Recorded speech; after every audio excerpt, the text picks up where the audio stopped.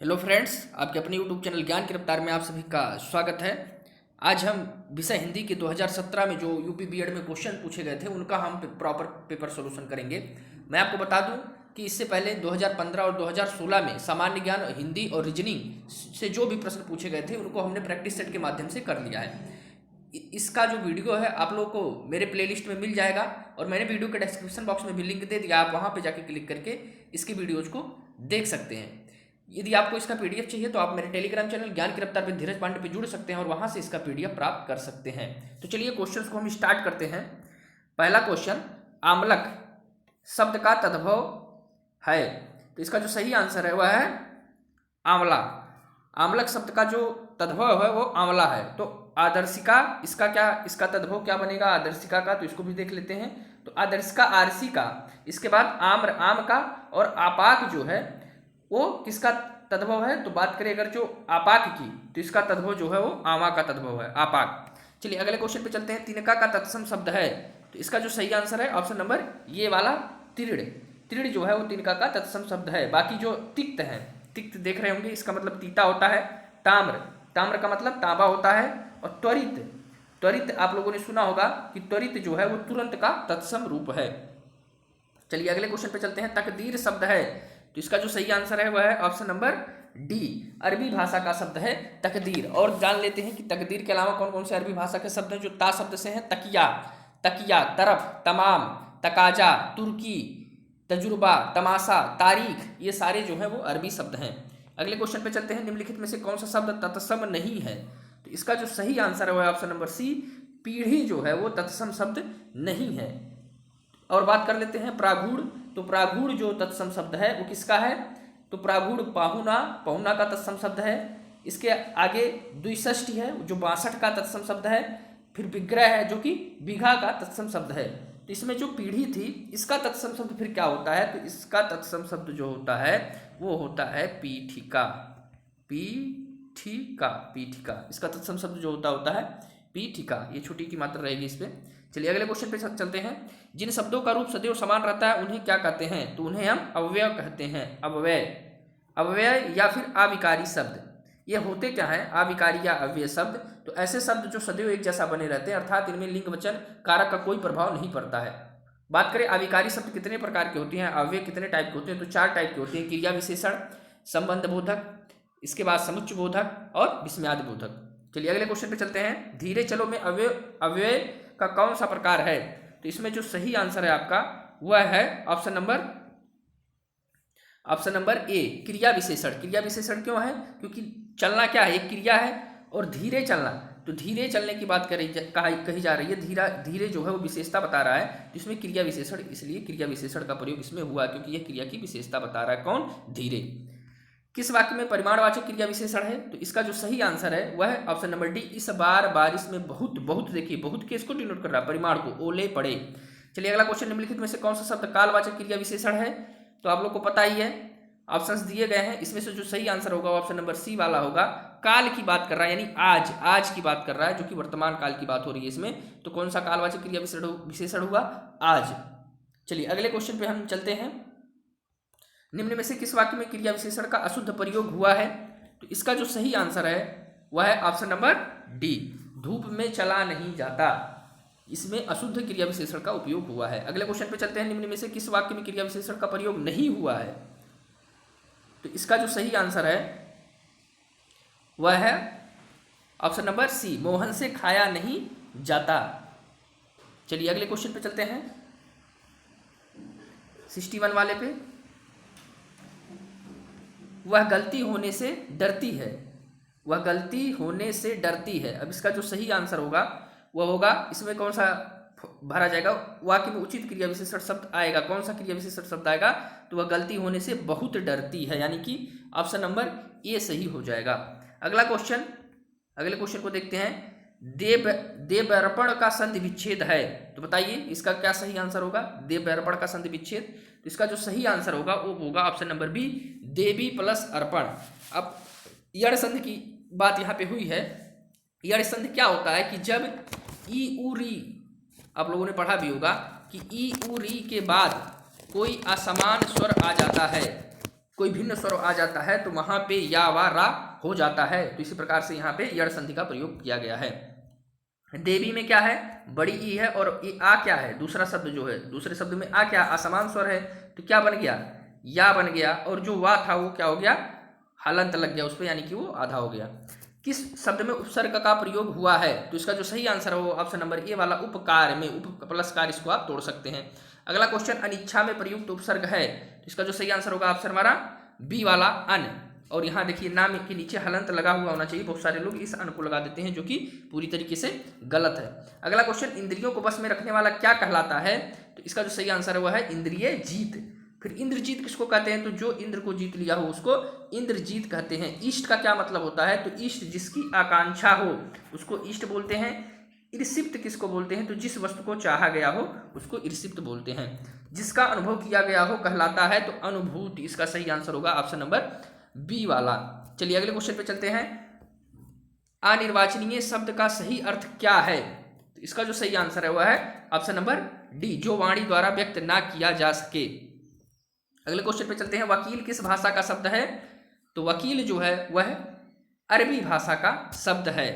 और अरबी भाषा के कौन कौन से शब्द हैं, वा से, तो हम फिर वा से बता देते हैं अरबी भाषा के शब्द। तो वकील हो गया, वहम हो गया, वारिस हो गया, ये सारे जो होते हैं वारिस, वहम, वकील, ये सब अरबी भाषा के शब्द हैं।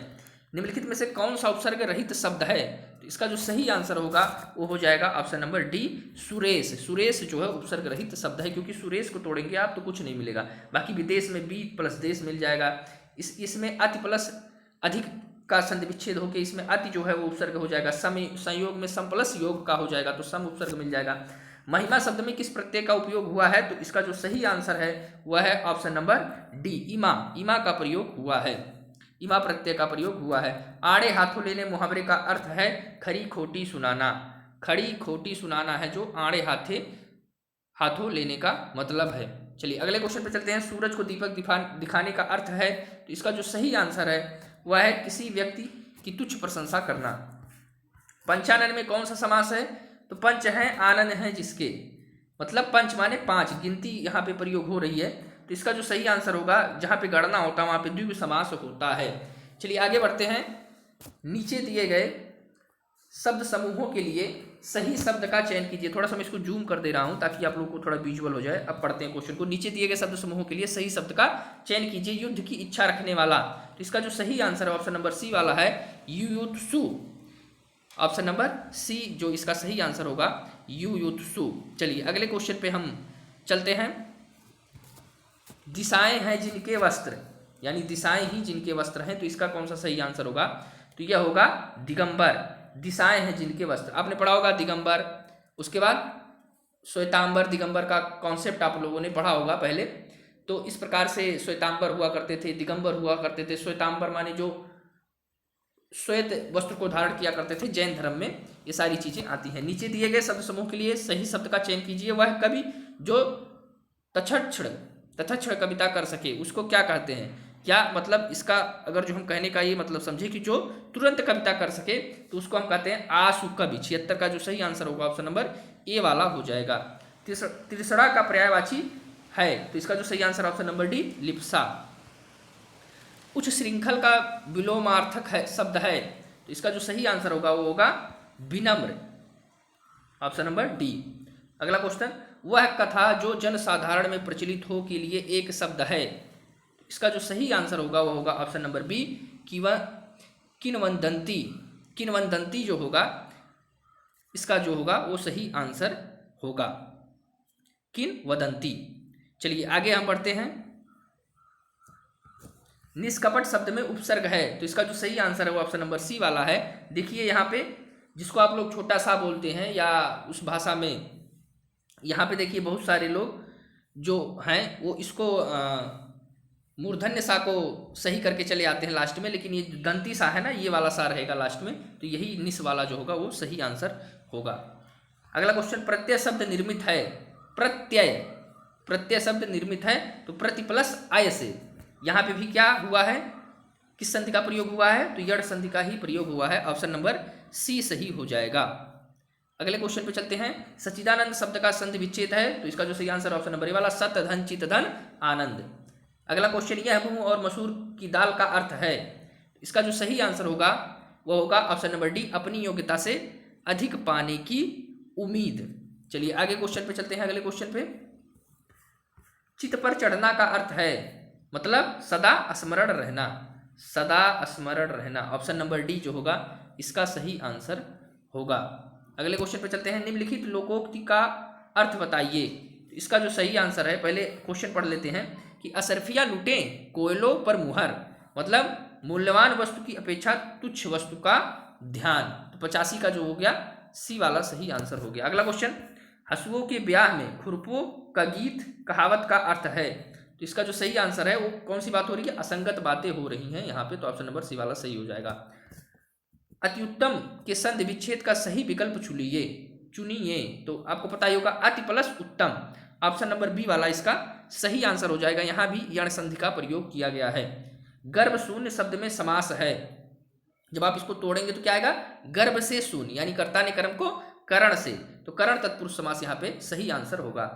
दृष्ट राष्ट्रीयता का आधार है, यहाँ पे भरना है।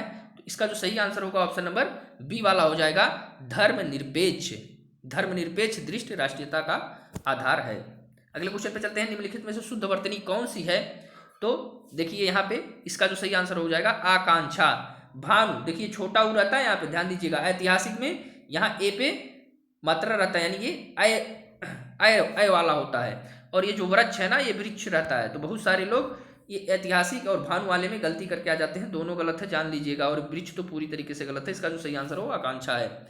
निम्नलिखित में से कौन सा शब्द यामिनी का पर्यायवाची नहीं है। तो इसका जो सही आंसर है वो है दिवस। दिवस किसका है, सूर्य का पर्यायवाची शब्द है। आधी रात का समय क्या कहलाता है। तो आधी रात का समय जो कहलाता है वो निशीथ कहलाता है। यहाँ देखिए निशा और विभावरी तो रात्रि के पर्यायवाची ही हो गए। तो आधी रात का समय कौन कहलाता है, निशीथ। ये सरवरी क्या है, ये सरवरी जो है ना, सायकाल के समय को सरवरी कहा जाता है। करसड़, यहाँ पे पहले पढ़ लेते हैं कि 93 से 95 तक निम्नलिखित शब्दों के विपरीतार्थक शब्द लिखना है आप लोग को। तो इसमें से करसड़, करसड़ माने पास आना, तो विकर्षण माने दूर जाना। अगला विलोम बताना है इन शब्दों का। विपरीतार्थक शब्द जो होते हैं उनका मतलब जो होता है वो विलोम बताने का काम करते हैं। तो विलोम कर्षण का क्या हो गया, विकर्षण हो गया। इस वजह से ऑप्शन नंबर डी इसका सही हो गया। अगले क्वेश्चन पे हम चलते हैं। सुषुप्त का जो विलोम होगा वो क्या होगा, जागृत। अगला क्वेश्चन, विहित का जो विलोम होगा वो क्या होगा, निषेध। अब आगे बढ़ते हैं। शुद्ध शब्द का चयन कीजिए। तो इसमें शुद्ध शब्द कौन सा है, ऑप्शन नंबर ए वाला, दीर्घायु। अगला क्वेश्चन, नौका शब्द का पर्याय है। तो तरी, तरी माने नौका होता है। और किसके किसके मतलब नौका होता है। नौका का पर्यायवाची शब्द और कौन सा है, तो डोंगी, नाव, जलयान, नया। ये सारे शब्द जो हैं वो क्या है, पर्यायवाची शब्द हैं। किसके, नौका के। वैसे पर्यायवाची को जो हम पढ़ते हैं ना, तो इसका शुद्ध जो उच्चारण होता है पयायरवाची या पयार्य होता है। उसके बाद वाची बोलते हैं इसको। तो दोनों को मिला के जब हम इसका शुद्ध उच्चारण करते हैं तो हम ऐसे पढ़ते हैं पयार्यवाची। इस तरीके से इसको पढ़ा जाता है। तीनों कालों को जानने वाले को क्या कहते हैं। तो इसका जो सही आंसर होगा ऑप्शन नंबर ए वाला हो जाएगा, त्रिकालज्ञ। त्रिकालज्ञ जो होता है वो तीनों कालों को जानता है। संस्कृत शब्द का विशेषण क्या है, संस्कृत। तो इसका जो सही आंसर हो जाएगा ऑप्शन नंबर बी वाला, सांस्कृतिक। अगला क्वेश्चन और लास्ट क्वेश्चन, सप्त प्लस ऋषि इससे बनी संधि है। तो अब बताइए सप्त प्लस ऋषि जब बनाएंगे हम तो क्या बनेगा, सप्त ऋषि ऐसे बनेगा। और ये बना कैसे, गुण संधि से बना। गुण संधि में क्या होता है, गुण संधि ध्यान से समझ लीजिए। जब दीर्घ आ या ह्रस्व आ, यानी कि ह्रस्व या आ या दीर्घ आ के बाद ई, छोटी ई या बड़ी, यानी ह्रस्व या दीर्घ ई, ऊ या ई और ऊ जब आ जाते हैं या री आ जाते हैं, तो जब इसका संधि बनता है तो यहाँ पे क्या क्या हो जाता है, ए हो जाता है। ध्यान से समझिए, ए ओ, क्रमशः ए ओ और अर हो जाते हैं, और अर हो जाते हैं। तो अर किस में होता है, जब ह्रस्व दीर्घ आ के बाद क्या आ जाता है, री आ जाता है। तो इस प्रकार से यहाँ देखिए ह्रस्व आ था और यहाँ था री, तो अर बन गया। तो सप्तऋषि जो होता है, सप्तऋषि जो होगा इसका सही आंसर होगा, गुण संधि का प्रयोग हुआ है। यदि आप लोग को वीडियो पसंद आया तो वीडियो को लाइक कर दीजिएगा, चैनल पर नए हैं तो चैनल को सब्सक्राइब कर दीजिएगा और बेल आइकन को प्रेस कर दीजिएगा ताकि आने वाले वीडियोज को नोटिफिकेशन आप लोग को मिल सके। यदि आपको इसका पीडीएफ चाहिए तो आप मेरे टेलीग्राम चैनल से जुड़ सकते हैं। मैंने अपने टेलीग्राम चैनल का लिंक वीडियो के डिस्क्रिप्शन बॉक्स में दे दिया, आप वहाँ पर जाके क्लिक करके मेरे टेलीग्राम चैनल से जुड़कर इसका PDF प्राप्त कर सकते हैं। मिलेंगे हम अगले वीडियो में अगले प्रैक्टिस सेट के साथ। तब तक के लिए धन्यवाद।